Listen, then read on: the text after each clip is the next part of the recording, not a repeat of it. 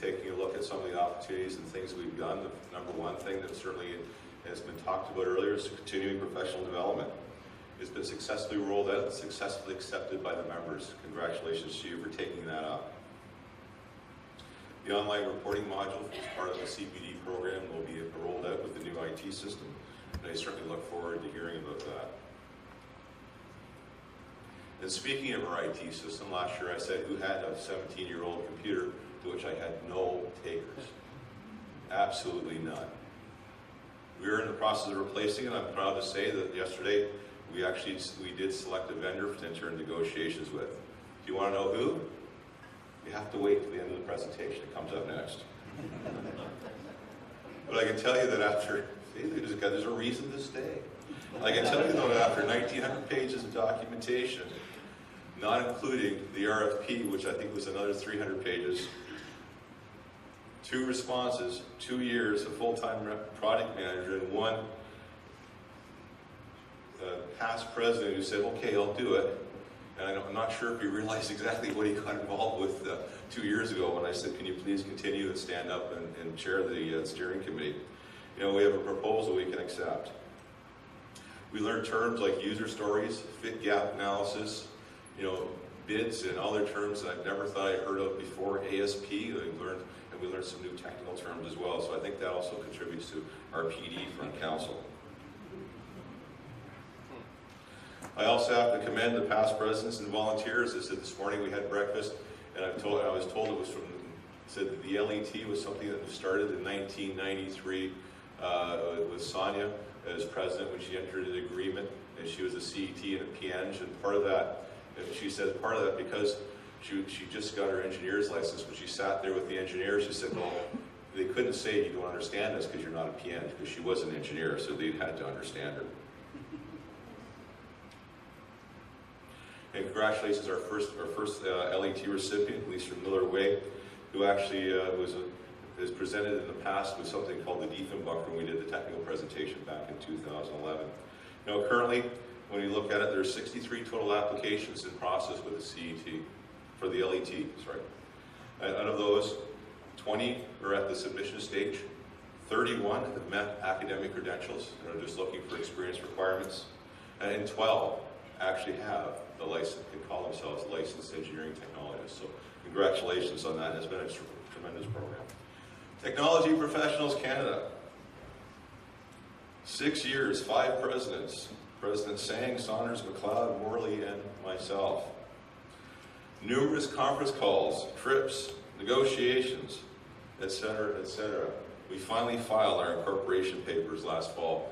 TPC, Technology Professionals Canada, is a living, breathing organization.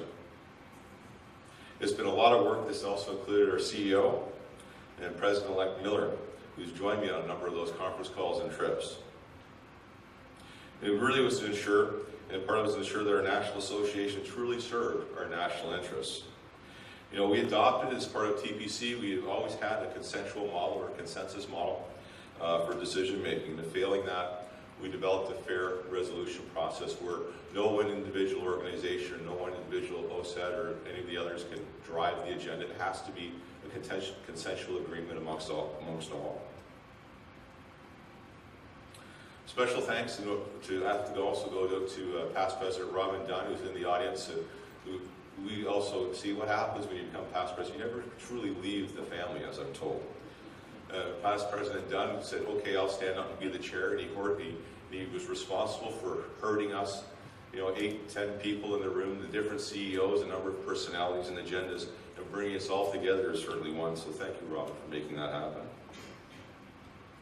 We've also been successful with TAC in approving a 5-year funding agreement. And that 5-year funding agreement allows them, because they do have a lot of work to do to develop standards and what we call, I'm learning another acronym, which is CTAC, which is Canadian Technical Accreditation Standards. Did I get that right? Good. So Canadian Technical Accreditation Standards. And as part of that, there's a lot of work they have to do, is certainly developing each of the standards for each of the disciplines, certainly with the CSA. And that 5-year funding agreement has also asks from them. There's things they have to do, and they have a performance agreement, things that we require them to do, and for that we will provide them with a steady stream of funding going forward.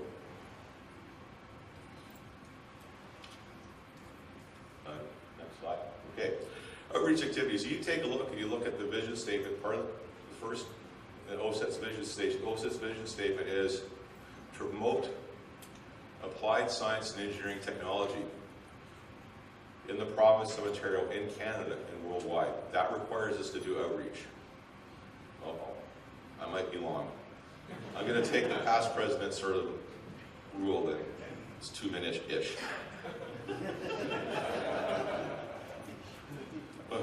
OACETT's both nationally, I said back, it's certainly as part of that, some activities we've done. We go to the next slide. We hosted a 19-person delegation from China.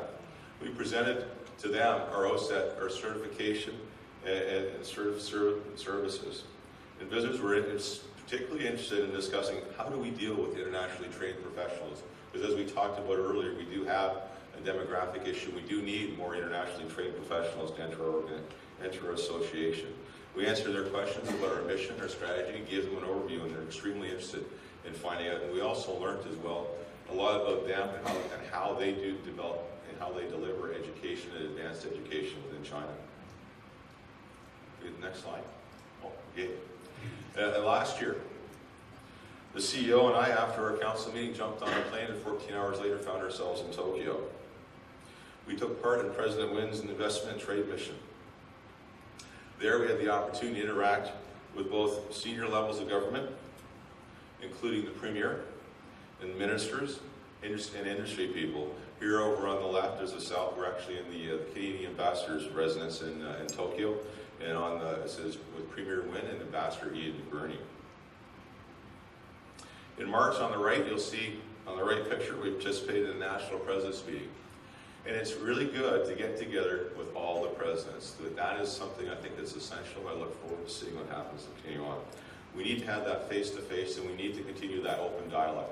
Even though there are certainly 2 different camps currently there, and that will be going certainly in the future, we need to be able to have that one-to-one communication.